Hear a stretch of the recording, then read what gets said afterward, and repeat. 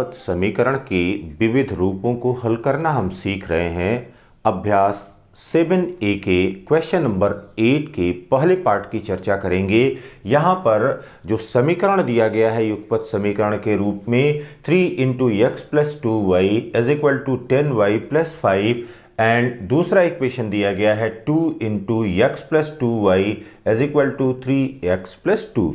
अब यहाँ पर देखिए बेटा, जिस प्रकार से समीकरण यहाँ पर दिया गया है उस तरह से समीकरण तो हल नहीं हो सकता है। तो सबसे पहले क्या करेंगे, सबसे पहले यहाँ पर वह प्रक्रिया करेंगे जिससे कि चर एक तरफ हो जाए और साथ ही साथ यहाँ पर जो अचर मान है वो दूसरी ओर हो जाए। जब यह प्रक्रिया कर लेंगे तब हमको स्पष्ट हो पाएगा कि दो युगपत समीकरण कैसे हैं।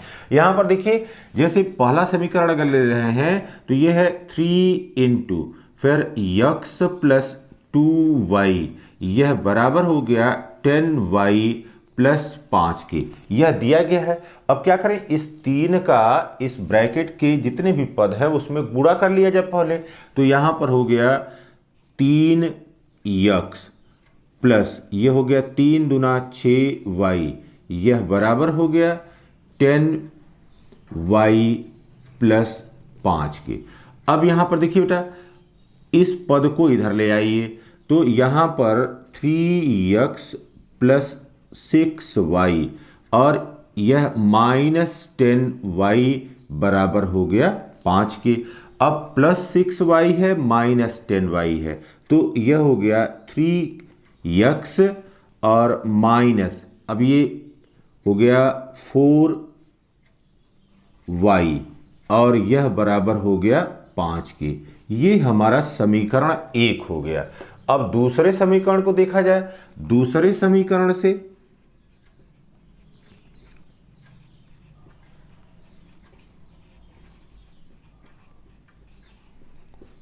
अब दूसरा समीकरण यहां पर दिया गया था 2 × x + 2y, यह बराबर है 3x + 2 के।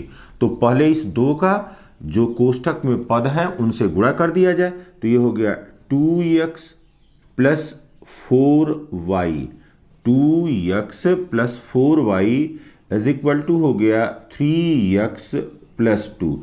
अब x वाला जो पद है, इस x वाले पद को हम बाईं ओर ले आए तो ये हो गया 3x + 4y - 3x = 2। अब यहाँ पर देखिए बाबू, -3x है और यहाँ पर 2x है, यहाँ पर 2x है तो 2x और यहाँ पर -3x, तो ये हो गया -x + 4y = 2। अब ये हमारा दूसरा समीकरण हो गया। अब इस समीकरण की सहायता से आप जो यहाँ पर दिए गए चर के मान हैं उनको हल करेंगे। अब यहाँ पर देखिए, समीकरण 1 में देखिए कि यह -4y है और यहाँ पर +4y है, तो इसको केवल समीकरण 1 और 2 को जोड़ दिया जाए।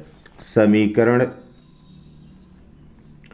1 व समीकरण 2 को जोड़ने पर जब समीकरण प्राप्त हो गया तो हमने गुणांकों को पहले मेल कर लिया, इनका कंपैरिजन कर लिया और जब कंपैरिजन कर लिया तो ये देखा। अब यहां पर ले आए समीकरण 1 को, ये हो गया 3x - 4y = 5 है।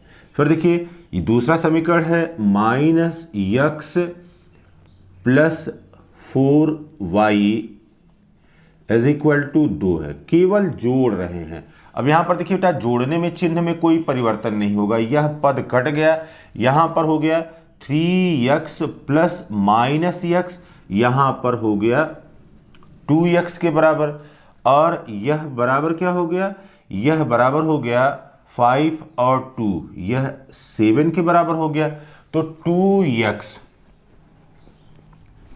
यह बराबर 7 हो गया। दिस इंप्लाइज दैट x = हो गया 7/2 के।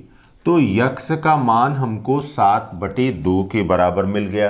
अब यक्स के इस मान को किसी भी समीकरण में, चाहे समीकरण 1 में चाहे समीकरण 2 में प्रतिस्थापित करने पर यक्स के इस मान को समीकरण 1 में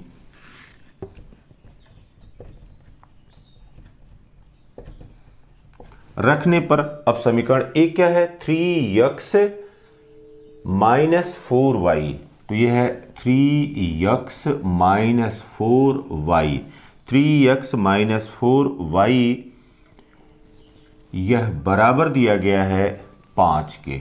अब यहाँ पर रख दीजिए 3 गुणे 7/2 -4 इंटू y, यह बराबर है 5 के। और यहाँ पर क्या रखा, यक्स बराबर रख दिया था 7/2 के, जो हमको यहाँ पर प्राप्त हुआ है। तो ये हो गया 7 त्रिक 21/2 -4y, यह बराबर हो गया 5 के। अब पक्षांतर कर दीजिए, यहाँ पर -4y, यह बराबर हो गया 5 माइनस और 21/2। अब क्या किए हैं, इस 21/2 को राइट हैंड साइड में ले आए हैं। अब एलसीएम यहाँ पर हो गया 2 के। अब देखिए बाबू, यहाँ पर हो गया 1 दूना 2, 2 पच्चे 10, 10 माइनस फिर 2 एकम 2 और 21, यहाँ पर हो गया यह -21। ठीक है। अब यहाँ पर 10 - 21, तो 10 प्लस में है -21 है, यहाँ पर हो गया -11/2, -11/2। अब देखिए -4y, यह बराबर हो गया -11/2, तो माइनस और माइनस दोनों तरफ है, कैंसिल हो गया, इसलिए y बराबर हो गया 11/2 और बटे 4, यह बराबर हो गया 11/2 गुणे 4, यह बराबर हो गया 11/8 के। अब यहाँ से देखिए बाबू, ये यक्स बराबर कितना मिला था, यक्स बराबर मिल गया था 7/2। अब इसी को लिख सकते हैं क्या, यहाँ पर 2 से 7 में भाग दे दिए, 2 3 6 और 1 7, 3 सही 1/2 और y बराबर मिल गया हमको 11/8। इसको लिख सकते हैं 8 एकम 8, 3 11, तो 1 सही 3/8 के रूप में।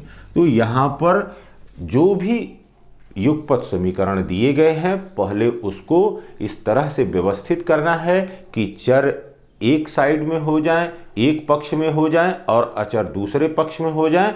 फिर इसके बाद गुणांकों की तुलना करेंगे और उस आधार पर फिर विलोपन विधि या प्रतिस्थापन विधि का उपयोग करते हुए समीकरण को हल कर देंगे।